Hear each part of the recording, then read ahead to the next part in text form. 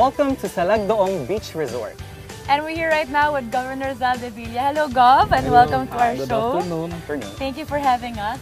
Napakaganda dito talaga ng place, ng lugar, yung mga tao, mabait and everything. Ano ba yung mga dapat nila puntahan dito pag nandito sila? Yung area with a big place, maganda naman yung kuan, yung we have white sand, we have a crystal clear water. It's a forested area when you come into Salagdoong.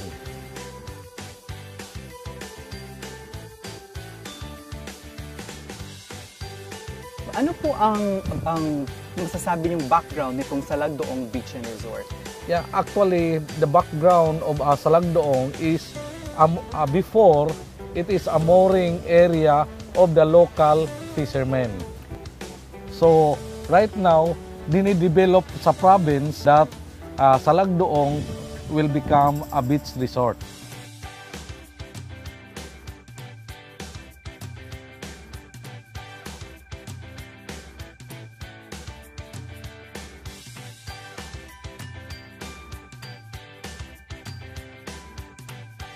Parang beach resort na ang ganda, tapos may front beach. May mga diving spots kayo dito? Yes, mayroon at the top of the rock. We have a diving area, we have a snorkeling area, we have a kayaking.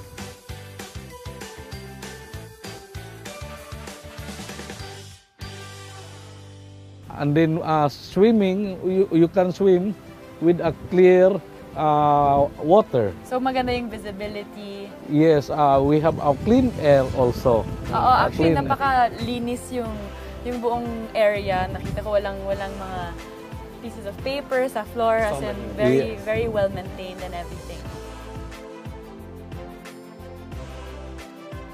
Paano niyo po mai-entice ang mga tourists or yung mga gustong bumisita dito? Invite po natin sila. Right now, the province is promoting tourism, in which we are inviting tourists to come to secure, especially to Salagdoong Beach Resort. And then wala na yung yung mysterious na yung mga sabi-sabi, yung sabi-sabi na nakakatakot sa probinsya. Wala na yun. Inalis na namin yun. Yung mystic pinaalis ko na yun dahil maganda naman yung area natin and it's a peaceful area. Pero nandito pa rin yung parang mysteriousness, ang parang napakatahimik, tapos may magic talaga dito. Pero hindi yung witchcraft, guys, ha? No more witchcraft. Oo. Thank you so much, Gov, ha? Maraming salamat. Thank you. Thank you po. Thank you.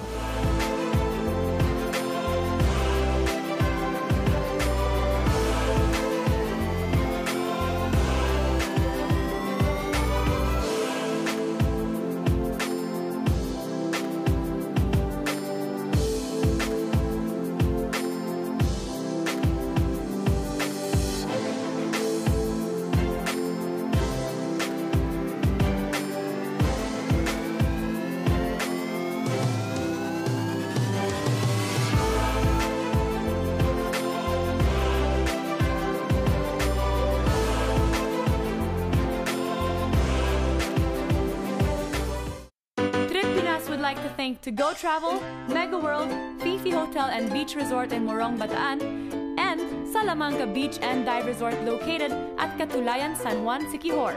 For inquiries,